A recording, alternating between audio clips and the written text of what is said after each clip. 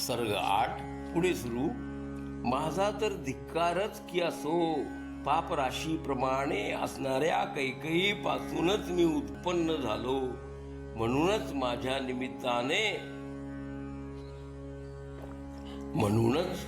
निमित्ताने परमात्मा श्रीरामांना क्लेश सहन करावे लागत आहेत.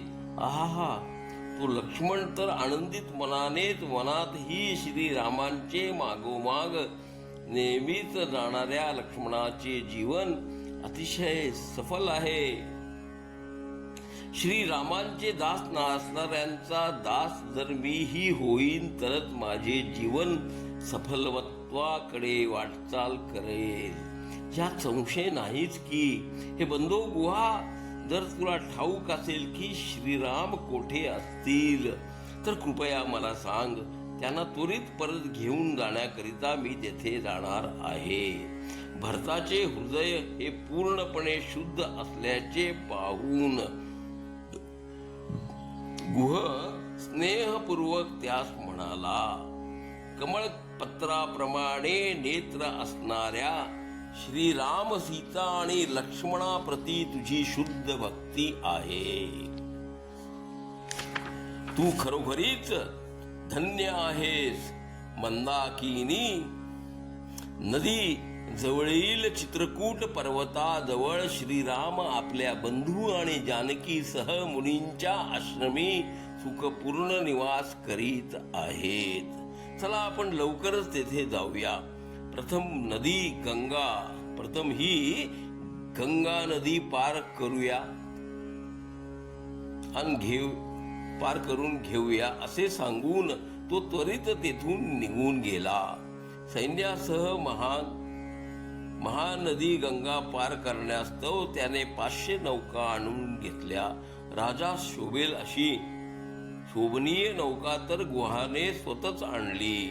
त्या नावेत त्याने भरत, शत्रुघ्न, वसिष्ठ, रामाच्या माता यांना बसवून दुसऱ्या नौकेत सुमित्रा, कैकेयी सह अन्य राजस्त्रियांनाही बसविले. गंगा नदी पार करून भरद्वाज ऋषींच्या आश्रमाकडे निघाला. आश्रमापासून दूर एका ठिकाणी आपले मोठे सैन्य थांबवून शत्रुघ्नासह भरत त्या आश्रमाकडे निघाला. प्रज्वलित अग्नीप्रमाणे तेजस्वी कांतीधारी असणाऱ्या त्या मुनींना आश्रमी बसलेले पाहून भरताने अत्यंत भक्तिपूर्वक साष्टांग प्रणिपात केला.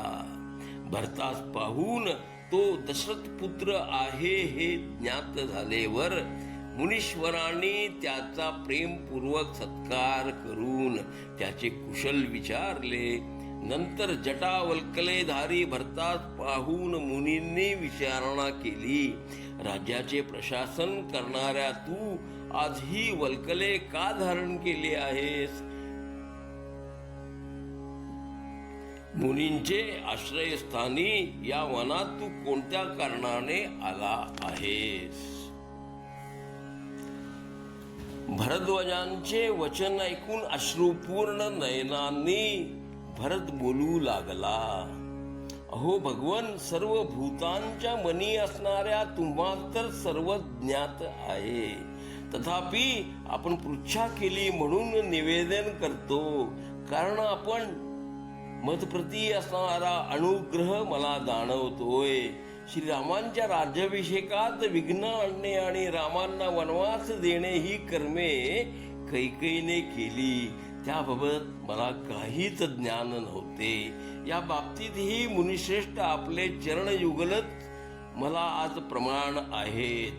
असे म्हणून आर्तचित्त झालेल्या भरताने मुनीश्वरांच्या चरणयुगलांना स्पर्श करून विचारणा केली, हे देवा, मी दोषी आहे की निर्दोष हे जाणण्यास तर आपणच समर्थ आहात. हो स्वामीजी, महाराज श्रीराम विद्यमान असताना मी का म्हणून राज्य करावे?